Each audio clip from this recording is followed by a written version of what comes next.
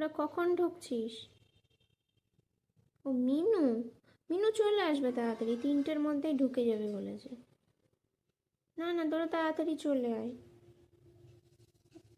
তুই ভাবলি কি করে মহারানী ঘরে বসে আছে? মহারানীর অফিস আছে না। ও অনেকবার বললেও শোনে না। আর তাছাড়া থেকে কি করবি? খাসির মাংস টাংস তো আবার উনি খান না, আর এসব সহ্যও হবে না।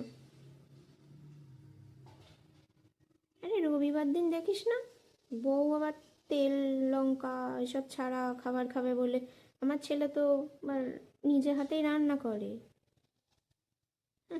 অনেকবার বলেছি রান্নাঘরে ঢোকার দরকার নেই, শুনবে না কোনো কথা। না, মিনুটা সত্যি ভাগ্য ভালো। এদের জামাই কিন্তু লাখে একটা। এত সুন্দর গুছিয়ে নিজের হাতে কষা কষা করে খাসির মাংস রান্না করে বলতো মিনুর জন্য। দেখলেও ভালো লাগেছে মেয়ে জামাই সুখে আছে। জামাই তো বলেছে আর 2-1 বছর অপেক্ষা করি, তারপরে সব বাচ্চা কাচ্চা দেখা যাবে। এদেরকে দেখ না, 5 বছর বিয়ে হয়ে গেছে, এখনো নাতি নাতনির মুখ দেখানোর নাম আছে? দেখ কোন রোগ বাঁধিয়ে বসে আছে। সব তেল মশলা কম খাওয়া, এসব নাটক বুঝি না। দেখ কোনো রোগ বাঁধিয়েছে, হয়তো বলবে না। ছাড় তো ওদের নিয়ে, এসব কথা বাদ দে, ফালতু। তুই বরং তাড়াতাড়ি চলে আয়, আমরা জমিয়ে আজকে গল্প করব। আমরা 2 বোন আর মেয়েতে মিলে খুব মজা হবে কিন্তু। চলে আয়।